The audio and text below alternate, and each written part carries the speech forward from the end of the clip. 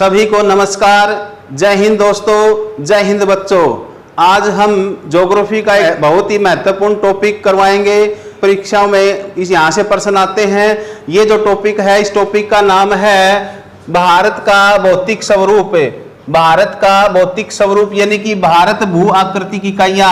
ये जो हमारा भारत है, ये भारत है हमारा, इसमें कौन कौन सी भू आकृतियां हैं उनका आज हम अध्ययन करेंगे।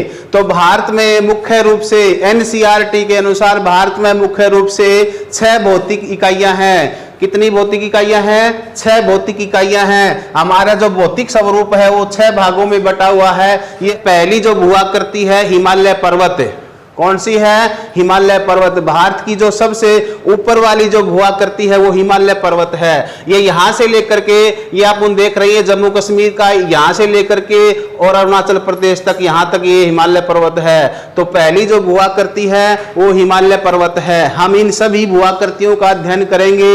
ये बड़ा टॉपिक है तो इसको अंत तक इस वीडियो को देखिए और अलग अलग पार्ट बना करके हम इसका अध्ययन करेंगे। आज केवल हम हिमालय पर्वत का ही अध्ययन करेंगे। दूसरी जो हमारी भू आकृति है उत्तरी विशाल मैदान। उत्तरी मैदान जो है भारत की भू आकृति, ये हिमालय पर्वत से नीचे जो आपको ग्रीन ग्रीन दिखाई दे रहा है, ये यहाँ से पंजाब से लेकर के असम तक, यहाँ तक ये हमारा उत्तरी विशाल मैदान है। ये हमारे लिए कृषि के लिए बहुत महत्वपूर्ण है। तो ये दूसरे जो भू आकृति है वो हमारा उत्तरी विशाल मैदान।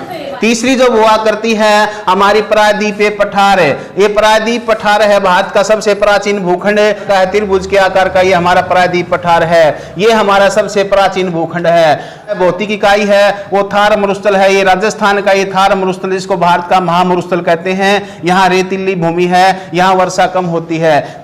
चौथी जो हमारी थार मरुस्थल है हमारी इकाई। पांचवी जो इकाई है हमारी, जो पांचवी जो भौतिक स्वरूप है भारत का, तटीय मैदान। कौन से? तटीय मैदान। ये हमारा यहाँ से लेकर के गुजरात के तट से लेकर के समुद्र के तट के साथ साथ यहाँ ये जो है ये तटीय मैदान, ये पश्चिमी तटीय मैदान है। और यहाँ से कन्याकुमारी से लेकर के अपन सुंदरवन के डेल्टे तक चलते हैं, ये आपका पूर्वी तटीय मैदान है। ये हमारी एक भौतिक इकाई है। छठी जो भौतिक इकाई है, मुख्य भूमि के अतिरिक्त हमारे पास कुछ द्वीप समूह भी हैं। वो द्वीप समूह हमारे लिए इकाई है, एक यूनिट है, एक भू आकृति है। ये हमारे अंडमान निकोबार द्वीप समूह हैं।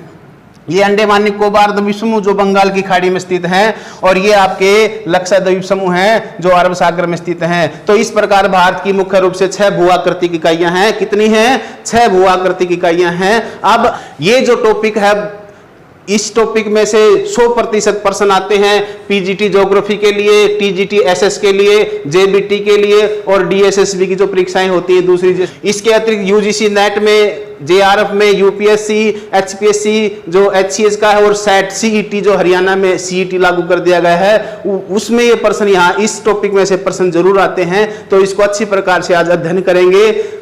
जो भारत की 6 भू आकृतिक इकाइयां हैं उनको जानने से पहले एक चीज आपको जानना बहुत जरूरी है कि ये जो भू आकृतियां बनती हैं भारत में, जो भू आकृतियां बनी हैं, ये किस आधार पर बनी है, किस कारण से बनी है।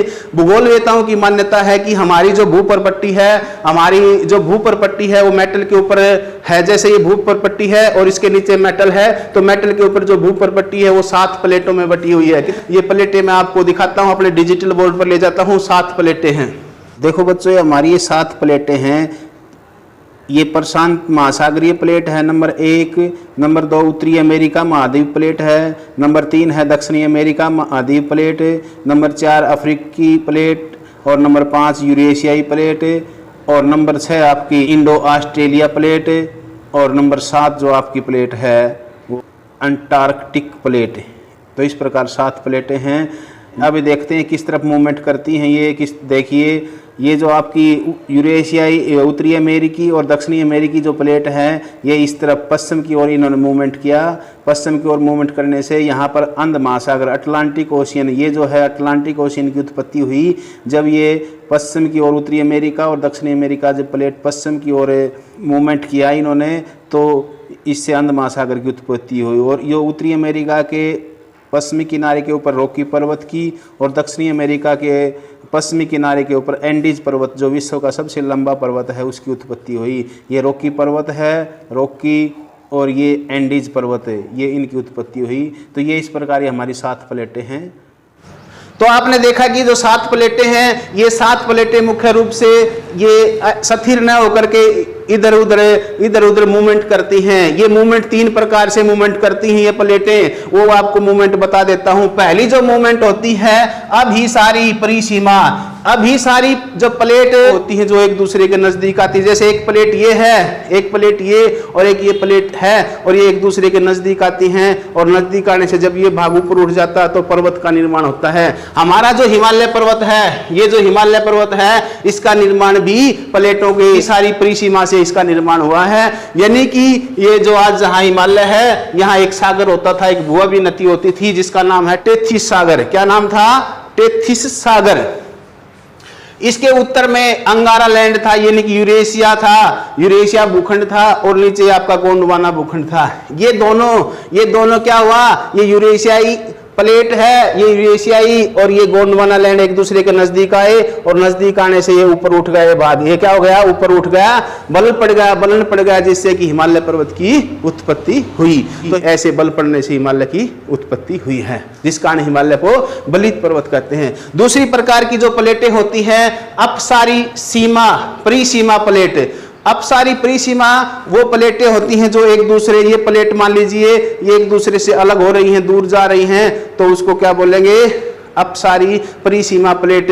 और अपसारी परिसीमा प्लेट से क्या हुआ है, हमारा जो जैसे देखो ये उत्तरी अमेरिका है, ये दक्षिणी अमेरिका है, और ये आपका यूरोप है, और ये अफ्रीका है। यहाँ पर अटलांटिक महासागर, अंध महासागर की उत्पत्ति हुई है। ये उत्तरी अमेरिका और दक्षिणी अमेरिका पश्चिम की ओर खिसक गए, और जिससे कि ये जो आपका यहाँ पेंथालासा का जल था वो यहाँ जल भर गया, जिससे कि अंध महासागर की उत्पत्ति हुई। तीसरी जो प्लेट होती है परिसीमा, जो तीसरी है रूपांतरण परिसीमा। उसमें क्या होता है, जब 2 प्लेटें, ये प्लेटें हैं भूखंड की, जो एक दूसरे के साथ से खिसक जाती है, एक इस तरफ चली जाती है, एक इस तरफ चली जाती है। देखो ये हमने दिखा रखा है, ये रूपांतर परिसीमा में एक प्लेट ऊपर चली गई, एक इस तरफ चली गई, एक दूसरे के साइड से ऐसे खिसक जाती है, तो इसको बोलते हैं रूपांतरण परिसीमा।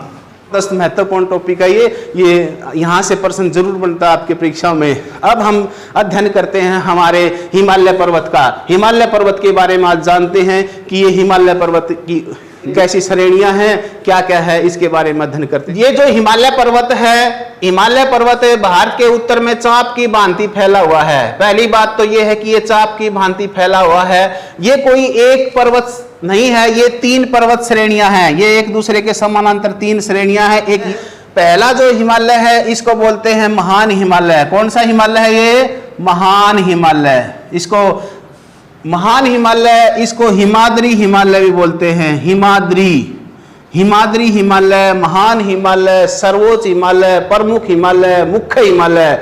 ये जो हिमालय हमारा, इसकी जो लंबाई है, ये लंबाई पे प्रमाती कई बार आती है, इसकी जो लंबाई है 2400 किलोमीटर है भाई। कितनी है? 2400 किलोमीटर। याद रख लेना। यहाँ सिंधु नदी से लेकर के, ये कौन सी नदी? सिंधु नदी से लेकर के यहाँ आपका असम में ब्रह्मपुत्र नदी तक इसका फैलाव है, और यहाँ से सिंधु से लेकर के ब्रह्मपुत्र तक ये 2400 किलोमीटर लंबा है। पहला प्रश्न तो आपका बन गया, पहला प्रश्न बन गया आपका हिमालय पर्वत से कि हिमालय की लंबाई कितनी है। तो आपने बता देना है हिमालय की जो लंबाई है वो 2400 किलोमीटर है। किन 2 नदियों के बीच है? तो सिंधु से ब्रह्मपुत्र नदी के बीच लंबाई इसकी आ जाएगी 2400 किलोमीटर। कितनी भैया? 2400 किलोमीटर। किन 2 नदियों के बीच में है? सिंधु से ब्रह्मपुत्र नदी के बीच, सिंधु से ब्रह्मपुत्र के बीच में। ठीक है। यहाँ असम में ब्रह्मपुत्र नदी है, अरुणाचल प्रदेश असम का ये क्षेत्र है, यहाँ तक तो ब्रह्मपुत्र नदी तक फैला हुआ है, और ये यहाँ आपका सिंधु नदी तक है। अरुणाचल प्रदेश में यहाँ पर ब्रह्मपुत्र नदी तीखा मोड़ काटती है। यहाँ ये आपका देखिए, ये आपका अरुणाचल प्रदेश है, ये अरुणाचल प्रदेश है। अरुणाचल प्रदेश में जो हमारी ब्रह्मपुत्र नदी है, ये ब्रह्मपुत्र नदी यहाँ तीखा मोड़ काटती है, और यहाँ एक बहुत बड़ा महाखंड बनाती है। ये यहाँ एक पर्वत श्रेणी है नामचा बरवा, यहाँ जूड़े की पिन की भांति तीखा मोड़ काटती है। ये प्रश्न भी आया हुआ है कि जूड़े की पिन की भांति ब्रह्मपुत्र नदी किस राज्य में मोड़ काटती है? तो आपने बताना है अरुणाचल प्रदेश में।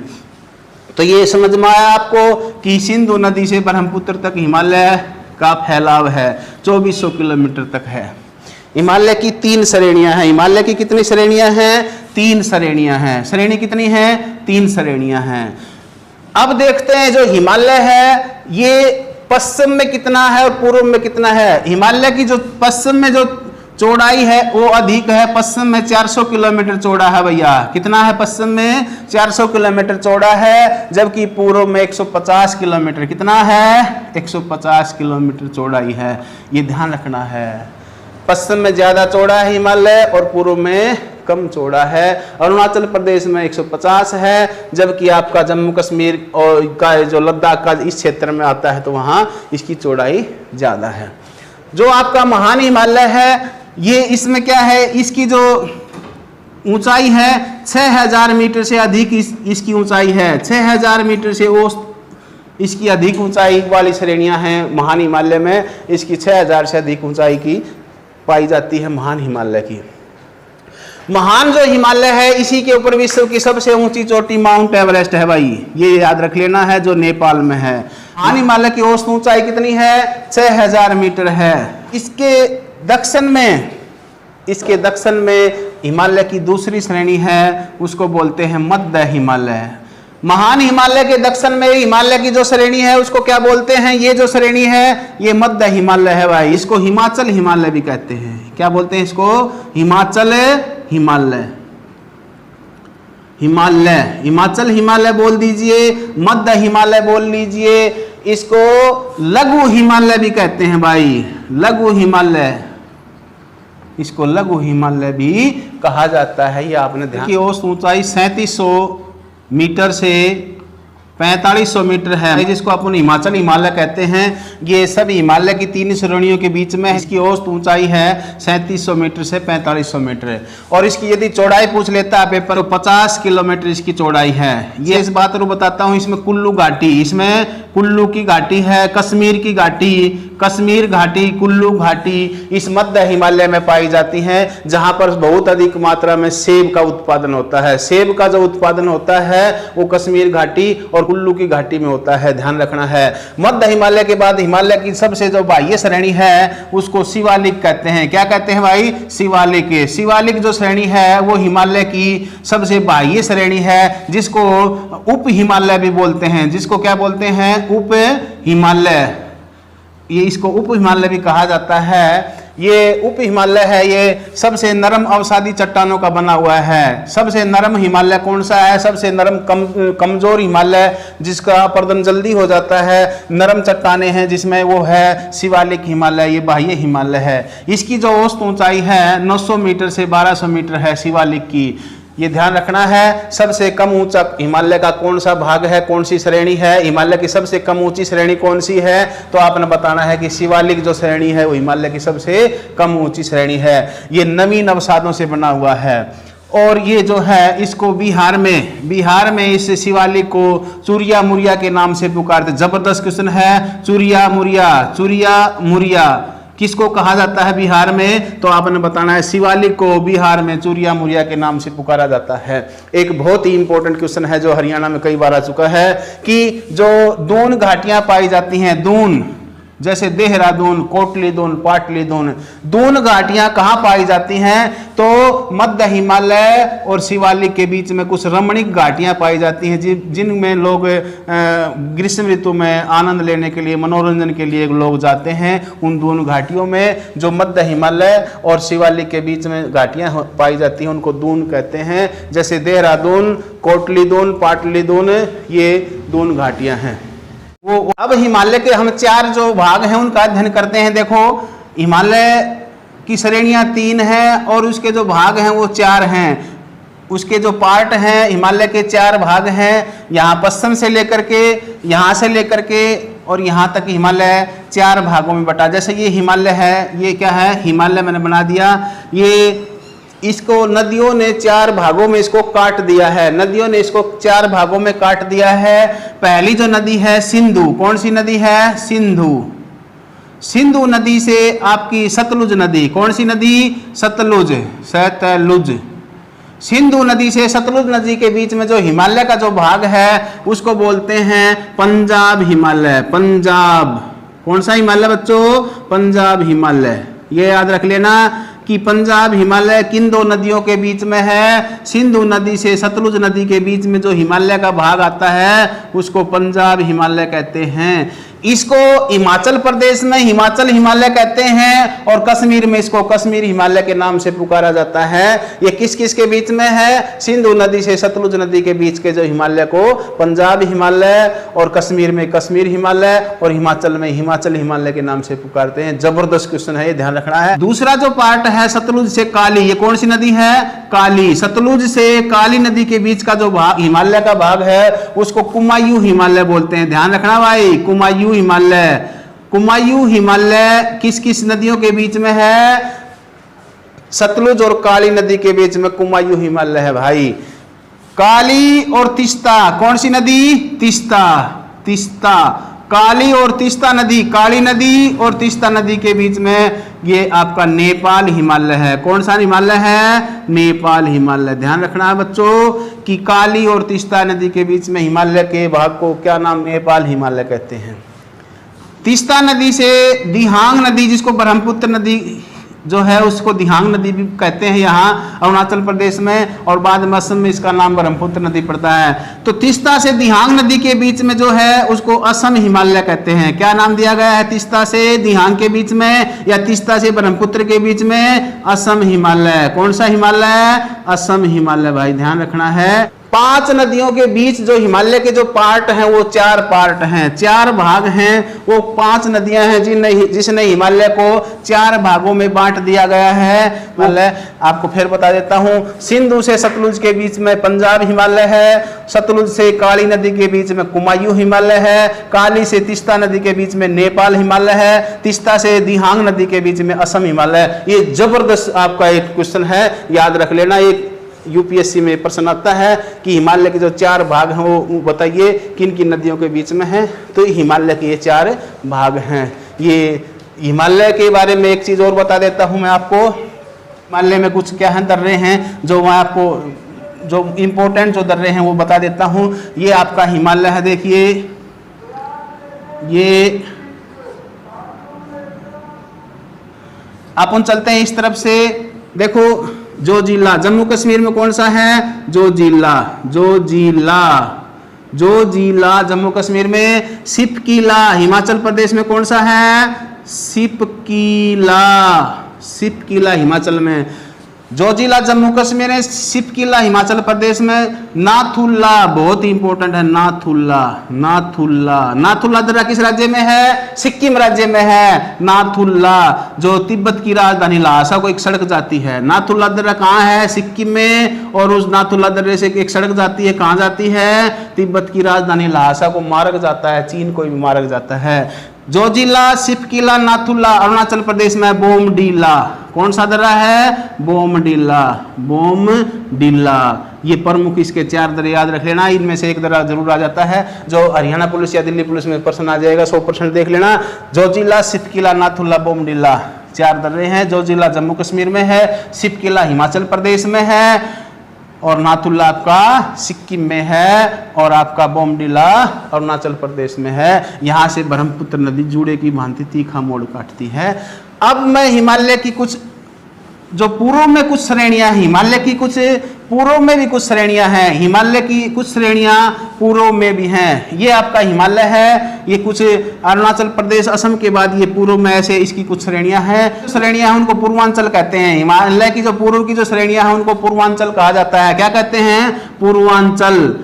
पूर्वांचल, पूर्वांचल किसे कहते हैं? हिमालय की पूर्व में जो स्थित श्रेणियों को पूर्वांचल कहते हैं। इसमें आपका पटकोई, पटकोई, बुम, बुम, नागा, नागालैंड में नागा, पटकोई, बुम, नागा, अराकान, अराकान,